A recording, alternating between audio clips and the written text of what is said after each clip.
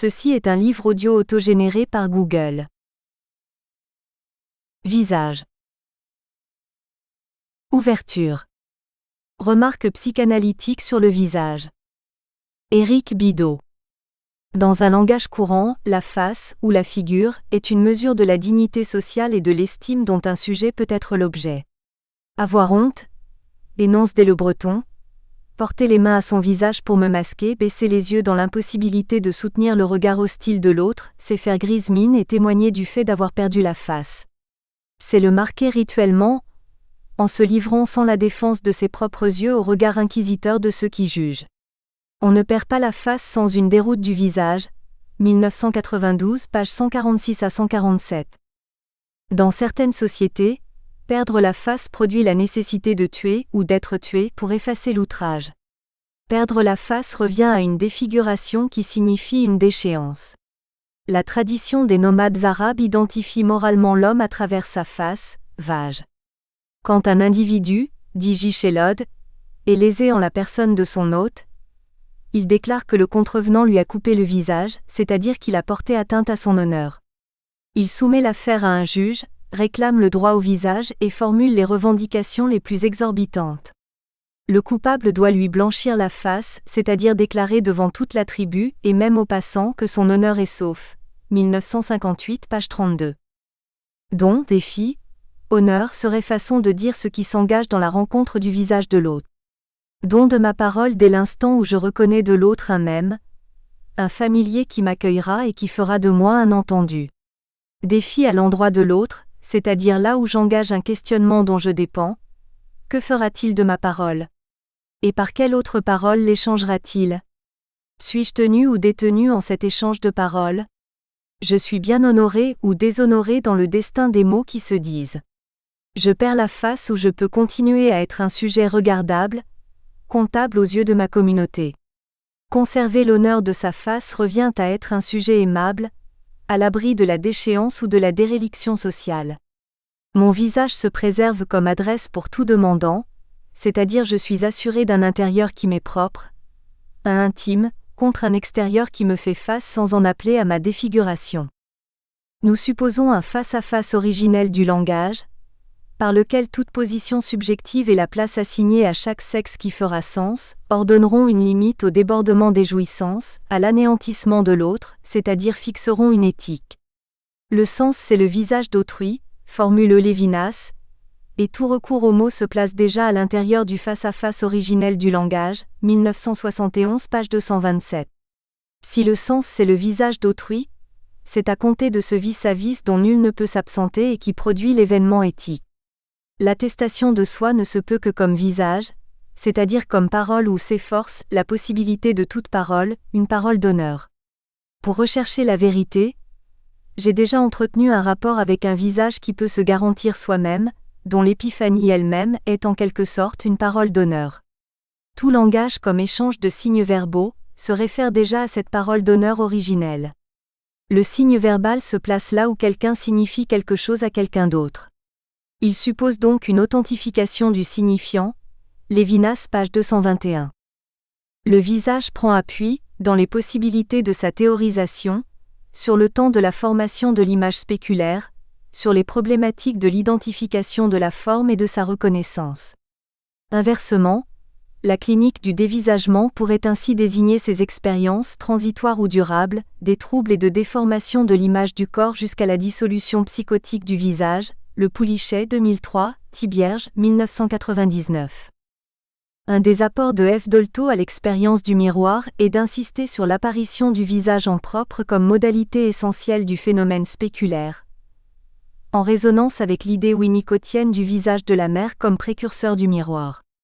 Le miroir dote le sujet d'un visage, le visagéifie. Visage qu'il ne savait pas avoir ou avoir. Jusqu'à présent, il ne se connaissait ni visage, ni expressivité propre.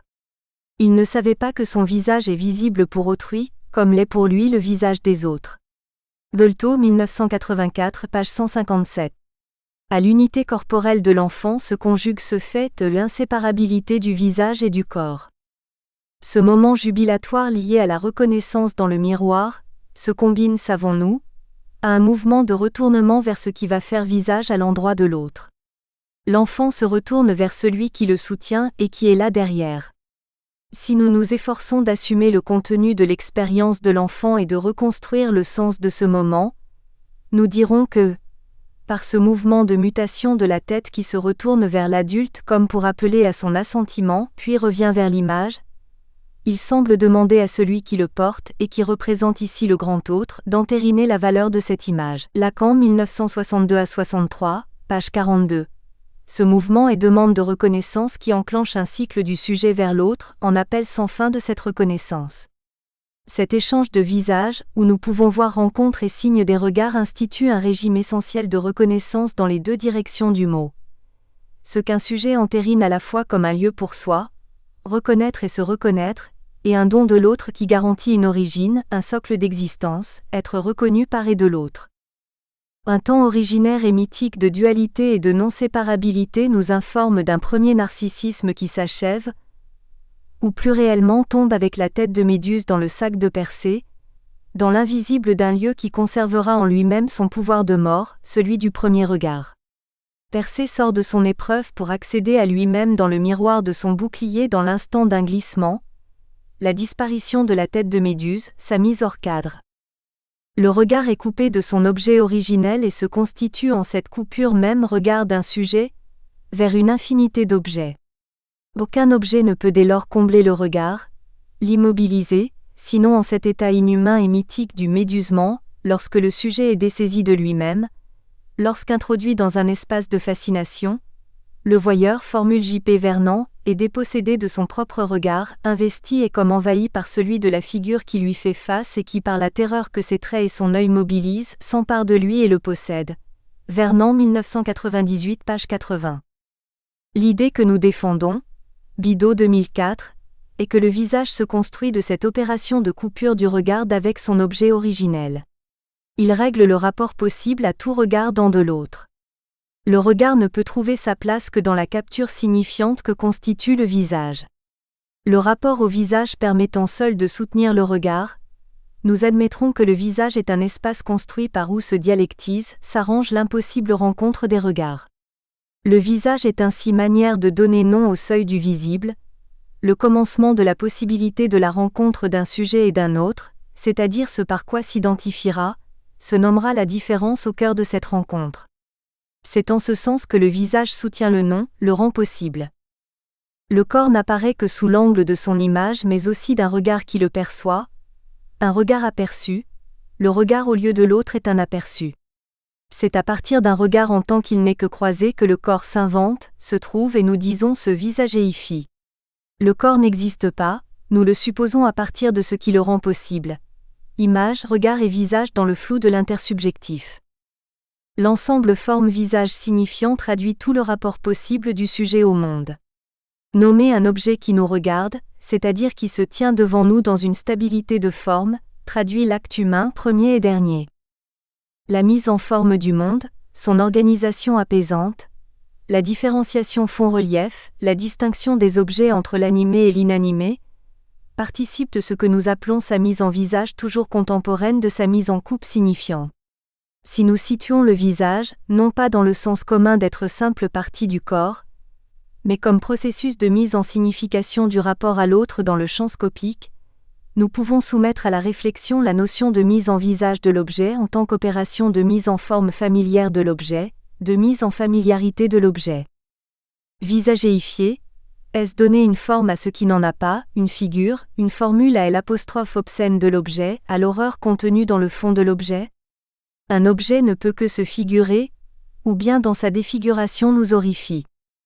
Cet espace constitué dans lequel le sujet est relié au monde comme séparé, mais nécessairement dedans ce monde, comme dans un entrelac selon le mot de Merleau-Ponty, un enlacement qui fabrique une familiarité, une tranquillité d'être, cet espace-là est un espace non seulement signifiable et nommable, mais il m'est familier, il est comme une résidence.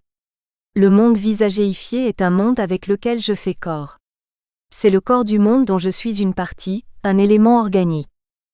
Le je surplombe le monde, c'est un peu sa prétention, mais il est aussi ce monde, à la fois dedans et dehors.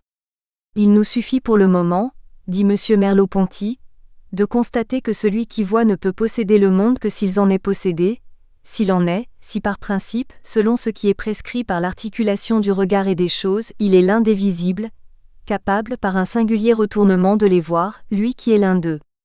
1964, pages 175 et 176. Le voir et l'être vu tout ensemble participent de cette circulation des regards, de leur infini échange, afin que l'expérience scopique ne soit pas le heurt à chaque fois renouvelé du sujet et de l'autre, mais une retrouvaille, un familier. Un monde visagéifié est un monde qui me regarde, un monde que j'intéresse. Que le monde me regarde ne veut pas dire qu'il a des yeux, sinon dans la folie. C'est précisément un monde qui s'est construit de la dissociation de l'œil et du regard. Le regard dès lors circule, insaisissable, dans la chair du monde.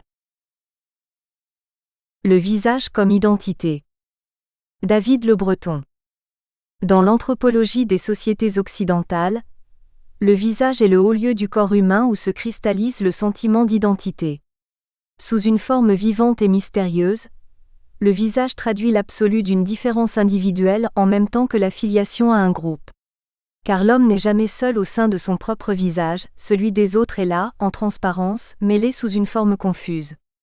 À la fois trait de culture et marque la plus significative de la singularité de l'homme, le visage montre aux yeux de tous la différence infinitésimale par laquelle s'affirme l'existence. Le visage implique l'individu. L'un et l'autre se soutiennent mutuellement.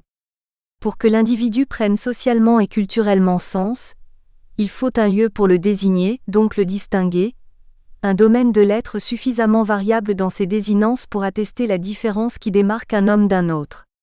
Il faut le corps comme marque d'une limite avec le monde extérieur et les autres, le corps comme enclos de l'identité. Et il faut le visage comme lieu de l'être, visible à tous, où se dit l'individualité. D'emblée celui-ci fait sens, nul espace du corps n'est plus approprié pour marquer l'individualité et la signaler au cœur du lien social. À part le visage, dit Gessimel, il n'est au monde aucune figure permettant à une aussi grande multiplicité de formes et de plans de se couler dans une unité de sens aussi absolue. Simmel 1988 page 138. Pour l'individu le visage est le foyer de son être, l'axis mundi sans lequel il serait réduit à peu de choses. Il cristallise le nom, par lui l'homme est reconnu, identifié, aimé. Le visage, avec le sexe, mais à un autre niveau, est la matrice la plus forte du sentiment d'identité. Parce qu'il en est le signe le plus puissant, la négation de l'homme passe par celle de son visage. Un homme qui refuse d'accomplir une action qu'il réprouve le fait par crainte de ne pouvoir ensuite se regarder en face. Mais sans avoir commis de faute, l'homme défiguré est épinglé à cette impossibilité. Une blessure laissant une cicatrice profonde à un bras ou à une jambe, ou sur le ventre, ne met pas en question avec autant de virulence le sentiment d'identité, surtout si elle n'entraîne aucune séquelle fonctionnelle. Elle est une source de préoccupation, parfois vive, mais elle n'ôte en principe que superficiellement à la relation au monde. Le sexe et le visage, lieu essentiel de la cristallisation de l'identité, ébranlent la personnalité même du sujet quand ils sont touchés. À travers eux se joue la signification et la valeur même de l'existence. Ce sont les hauts lieux du sentiment d'identité, et les plus vulnérables sans doute aux fantasmes nés de l'inconscient. L'expérience douloureuse de la défiguration rappelle que l'homme ne vit pas seulement dans un corps physique. S'il n'en était ainsi, aucune blessure au visage, à moins qu'elle ne fût fonctionnelle, ne pourrait empêcher quiconque d'exister comme si de rien n'était. L'homme vit d'abord dans un corps imaginaire. Il l'investit de signification et de valeurs avec lesquelles il intègre le monde en lui et s'intègre lui-même au monde. La défiguration introduit une rupture brutale au cœur de l'alliance toujours plus ou moins problématique, mais néanmoins vivable du corps réel et de l'image que l'individu s'en fait. Provisoirement ou durablement, l'homme défiguré vit la suspension de soi, la privation symbolique de son être que seule une mobilisation de toute la volonté peut permettre de reconstituer. Il a le sentiment que son identité s'est défaite, et s'écoule à chaque regard de soi ou de l'autre.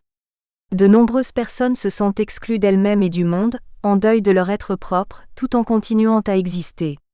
La défiguration est une mise à mort symbolique. La capacité de surmonter l'épreuve et de retrouver dans sa plénitude le goût de vivre antérieur est liée à l'expérience propre de l'acteur, à sa situation sociale et culturelle, à son âge, aux qualités aussi de son entourage. Mais parfois celui-ci éprouve le démantèlement de son être, l'éradication brutale de tout ce qu'il était auparavant et dont la perte paraît définitive. La défiguration n'est pas une maladie dont on puisse se relever en allant doucement vers la convalescence ou une blessure s'acheminant vers une cicatrisation sans conséquence. Elle est dépossession, arrachement. Elle est l'équivalent d'une mutilation même si l'individu ne perd aucun membre, et que seuls ses traits sont touchés. Elle ne laisse d'autre choix que d'en accepter l'issue, et de s'en remettre à la longue épreuve des opérations successives de chirurgie esthétique. Elle pose un masque sur le visage à la manière d'un bain d'acide. Perdre son visage, psychologiquement et socialement, c'est en effet perdre sa position au sein du monde. Il dépend des ressources intimes de l'acteur de faire face. La visibilité de la défiguration est inéluctable, pire encore, elle affiche l'indignité sociale de l'acteur qui ne peut se dissimuler sous aucune protection, aucun masque, aucun faux semblant. Elle saute aux yeux de tous et appelle le regard curieux des passants, et la gêne de ses interlocuteurs qui en sont à leur premier contact. Elle retrouve l'origine même du terme stigmate, appliqué à même la chair pour désigner l'homme tenu à l'écart de la communauté, l'esclave, la prosopon, l'homme sans visage. Les figurations sociales qui président aux interactions sont elles-mêmes défigurées quand elles mettent en scène un homme porteur d'un visage abîmé. Plus sans doute que la relation avec un handicapé physique ou sensoriel, la relation avec lui soulève une difficulté considérable à cause de l'écran des fantasmes, des terreurs archaïques qui gisent au cœur de l'individu. Celui-ci éveille l'angoisse du corps démantelé, présente en chaque homme sans doute et qui s'exprime de façon privilégiée à travers les cauchemars, l'angoisse devant l'extrême précarité de la condition humaine.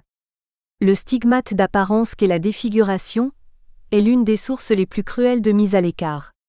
Alors que dans les relations sociales tout acteur peut revendiquer en sa faveur un crédit de confiance, l'homme défiguré se voit taxé d'une charge négative, d'un a priori à son encontre qui rend difficile son approche. Et cela d'une manière non dite, presque discrète, mais efficace, à travers la subtilité du vide qui se crée à son entour et la cohorte des regards qui l'enveloppent, à travers aussi la difficulté qu'il éprouve à jouir des relations ordinaires de la vie, celles mêmes qui n'ont qu'une valeur minimale à force de banalité ou d'évidence, mais qu'il doit conquérir de haute lutte, en sentant la gêne qu'il suscite pour ceux qui ne sont pas encore habitués à sa présence.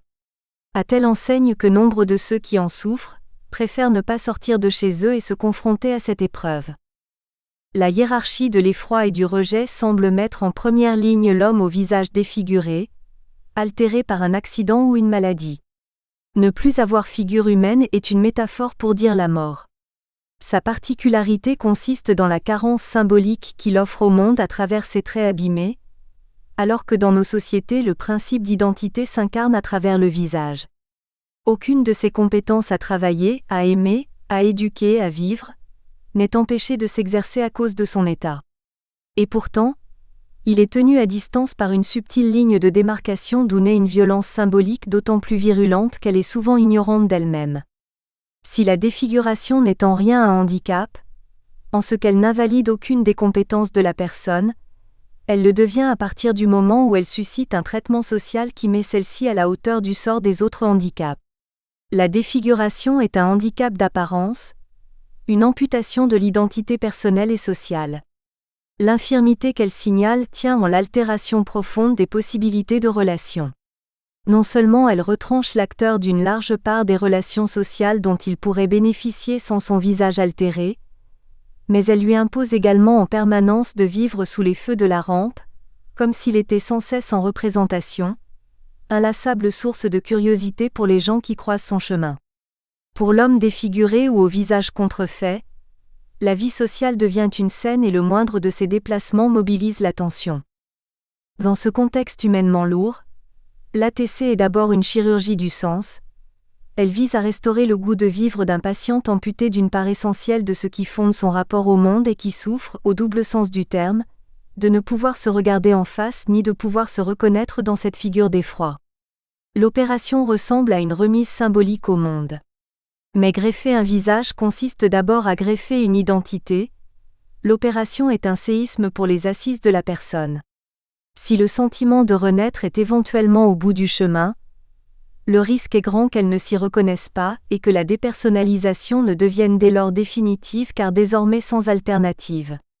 Si les chirurgies reconstructrices soutiennent le travail de deuil du visage et nourrissent l'espoir de le retrouver un jour, l'échec de l'ATC exige de reprendre tout le travail à son commencement puisque le receveur n'aura pas seulement perdu son greffon, mais aussi toutes les reconstructions antérieures obtenues pas autotransplantation. Cette souffrance et cette longue patience n'auront servi à rien. Une autre zone de turbulence majeure, et non la moindre, est celle du prélèvement. On connaît à ce propos les résistances des donneurs ou de leur famille à autoriser un prélèvement qui touche au visage, aux yeux par exemple. L'idée, plus ou moins fantasmatique, de croiser un jour dans une rue un inconnu portant le visage aimé, n'est guère incitatif à donner licence au prélèvement. L'anonymat du donneur n'est ici que partiellement respecté, par la force des choses. Toucher au visage de la personne aimée pour les membres de la famille du donneur n'est certainement pas un geste anodin, même s'ils sont matérialistes. L'ambivalence des sentiments ne sera jamais loin face à un tel prélèvement qui joue sur la culpabilité, la mémoire et engage aux assises même de l'identité. On le sait, la greffe d'organes ou de tissus n'est pas toujours une expérience aisée pour le patient. Un ébranlement identitaire l'accompagne de façon plus ou moins aiguë et durable. Indépendamment d'une sévère médication et du contrôle exigeant imposé par la lutte contre les infections et le rejet, le transplanté vit souvent l'organe reçu comme un cadeau empoisonné. Contrairement à une vision mécaniste du corps humain, il n'est pas indifférent de soustraire au corps de l'un pour donner à l'autre afin de le guérir de ses maux. Une telle intervention bouleverse le sentiment d'identité du malade. D'abord en ce qu'elle rend débiteur de l'homme sur qui reposait le pari du prélèvement. Dans les sociétés humaines, le don appelle une réciprocité qui garantit l'égale dignité des partenaires de l'échange. Recevoir implique de restituer sous une forme ou sous une autre, serait-ce celle de la reconnaissance ou de l'amour. Celui qui reçoit et se garde de rendre l'appareil, jouit d'une mauvaise réputation. Le don oblige, celui qui l'accepte naïvement. L'acceptation du présent est périlleuse en ce qu'elle met symboliquement en dette envers le donateur. L'organe ou le tissu étranger introduit une brèche dans le réel et l'image du corps. Les limites personnelles se dissolvent et subissent parfois les assauts du fantasme.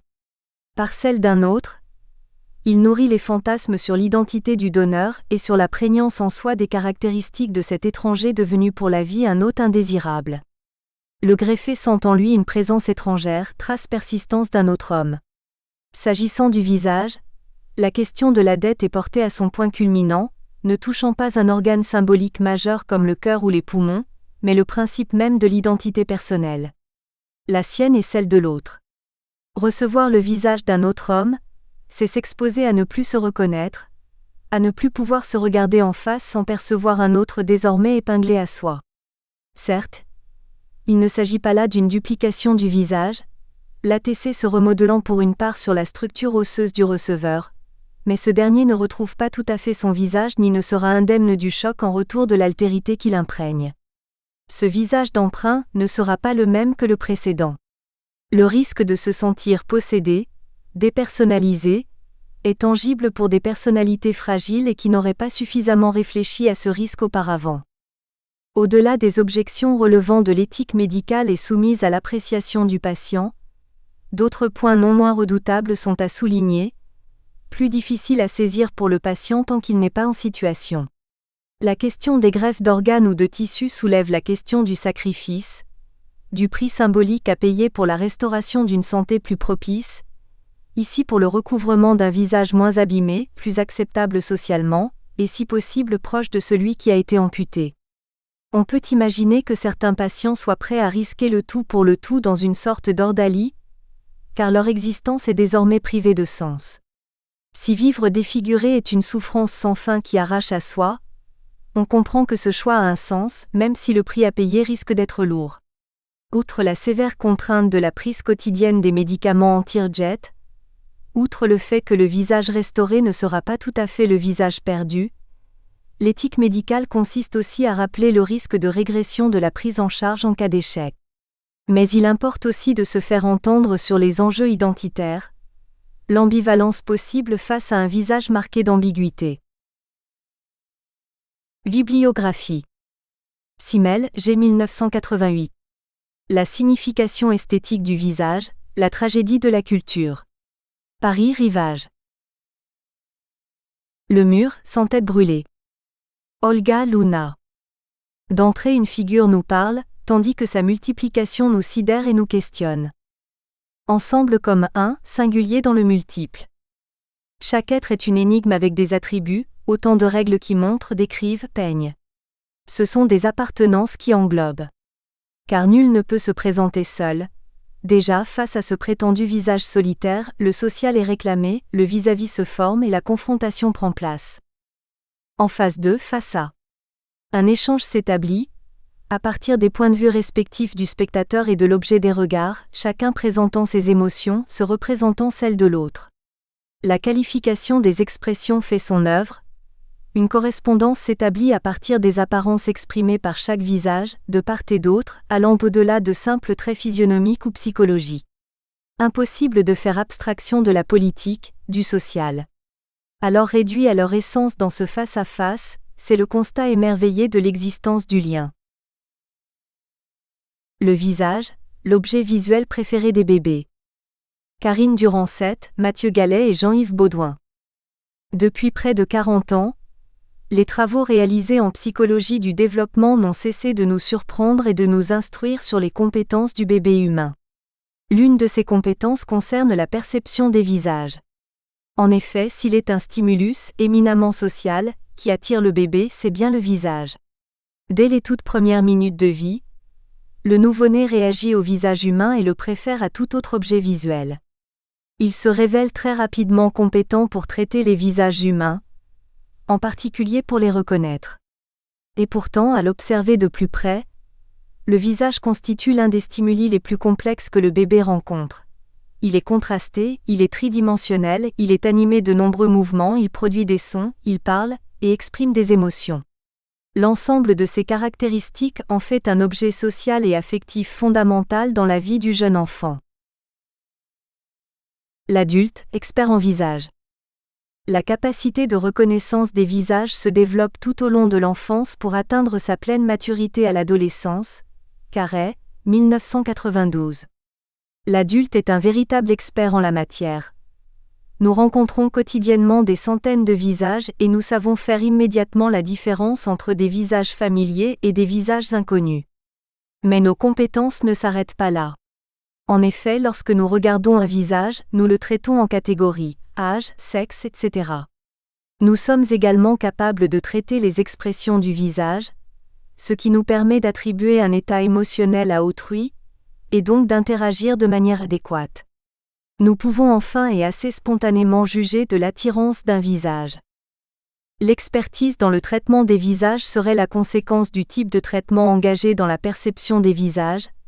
Diamond et Carré, 1986. Globalement, il existe deux modes de traitement. Un mode de traitement local, ou analytique, dans lequel les informations componentielles sont prises en compte, les propriétés physiques de forme, de texture et de couleur des éléments qui composent un visage, la forme et la couleur des yeux, le nez, la bouche, et un mode de traitement configural dans lequel les informations relationnelles sont analysées, la position relative des différents éléments ou les relations spatiales entre ces éléments. Selon Carré et Diamond, 1977, l'enfant jusqu'à l'âge de 10 ans environ utilise un traitement de type analytique tandis que l'adulte se caractérise par un traitement de type configural. Néanmoins, ce parcours développemental a été remis en question par plusieurs expériences qui montrent que dès l'âge de 4 mois, les bébés sont sensibles aux relations spatiales entre les traits faciaux, de Ruel et de Shonen, 1998. Par conséquent, le traitement des informations relationnelles est présent précocement, même si ce mode de traitement se développe lentement jusqu'à l'adolescence. Mondlock et al., 2002. Reconnaissance des visages par le bébé, une expertise en développement. Comment savoir si un bébé reconnaît un visage ? Pour répondre à cette question, les chercheurs ont recours à un certain nombre de méthodologies leur permettant de faire des inférences sur les connaissances du bébé mises en jeu dans les situations qui leur sont proposées. Nous allons brièvement présenter les méthodes les plus fréquemment utilisées pour l'étude de la perception des visages chez le bébé. L'une des méthodes classiquement utilisées est celle de la préférence visuelle. Cette méthode repose sur l'hypothèse que le bébé va regarder plus longtemps ce qui l'attire le plus. On présente au bébé simultanément deux cibles, l'une à droite et l'autre à gauche, et l'on enregistre ses temps de regard sur chacune des deux cibles. Si la durée moyenne de fixation pour l'une des cibles est statistiquement supérieure à 50% du temps de fixation total, cela nous indique que le bébé perçoit la différence entre les deux cibles et préfère l'une à l'autre. On peut également utiliser une autre méthode, appelée la préférence pour la nouveauté. Cette fois-ci, l'expérience se déroule en deux temps. Dans une première phase, on familiarise le bébé à une cible en lui présentant pendant un temps déterminé à l'avance la même cible. Dans une deuxième phase, on lui présente simultanément la cible familière opposée à une cible nouvelle. Si le bébé regarde plus longtemps la cible nouvelle, cela nous montre qu'il discrimine et qu'il préfère la nouveauté. Si le bébé regarde plus longtemps la cible familière, on interprète les résultats en termes de préférence pour le familier. Certaines recherches peuvent s'appuyer sur le conditionnement. L'utilisation du conditionnement nécessite d'apprendre au bébé à accomplir une action particulière. Par exemple, on apprend au bébé à maintenir un rythme de succion élevé ou bien à lui faire tourner la tête en direction d'une source visuelle, afin d'obtenir une récompense.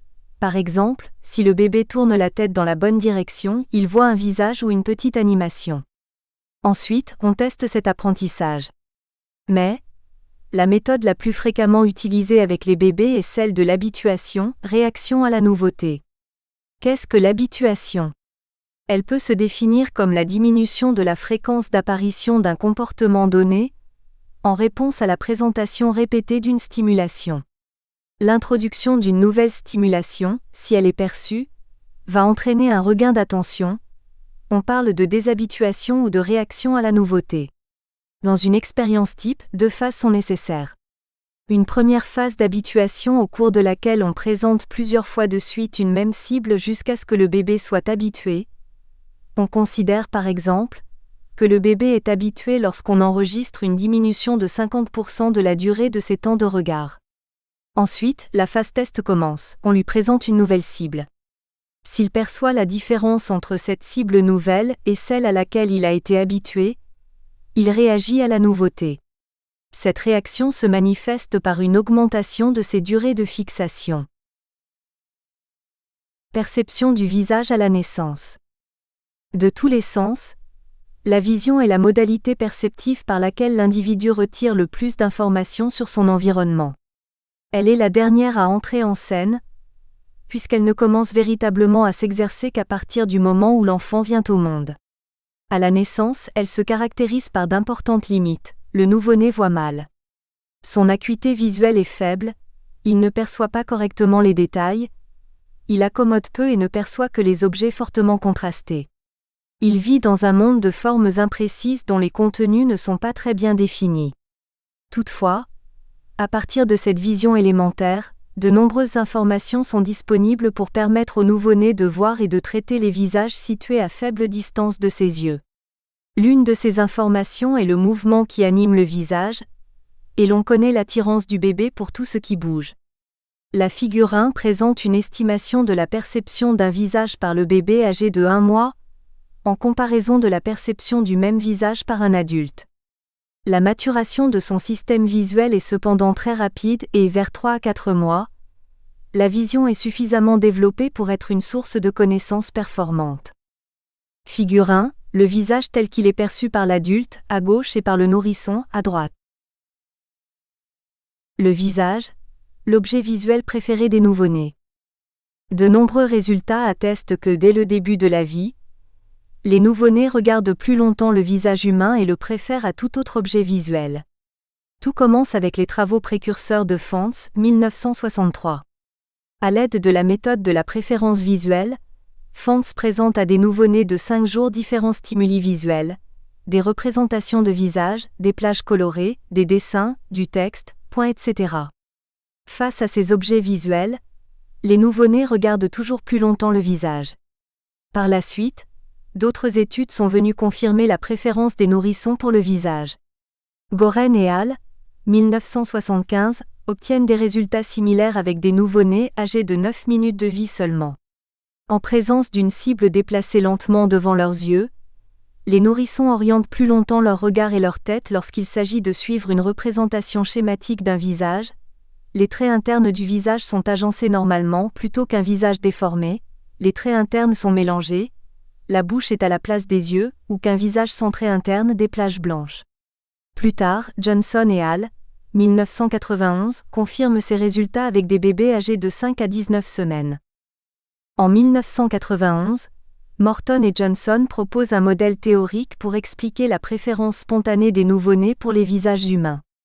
Ce modèle repose sur l'existence hypothétique de deux mécanismes CONSPEC, pour connaissance de l'espèce, et CONLERN, pour connaissance apprise. À la naissance, le bébé serait équipé d'un mécanisme attentionnel sous-cortical CONSPEC, grâce auquel il repère les visages humains et est attiré par eux. Sur la base de ce mécanisme, le nouveau-né connaît l'emplacement spatial des éléments, les yeux, le nez, la bouche, qui composent le visage de ses congénères.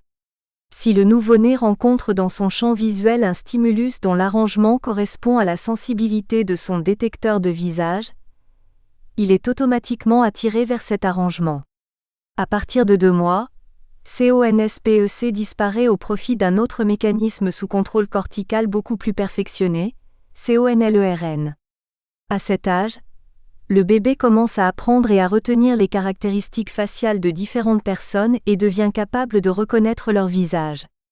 Tel qu'il est envisagé, ce modèle théorique suppose une représentation innée de la structure du visage, faisant du visage un objet visuel spécifique.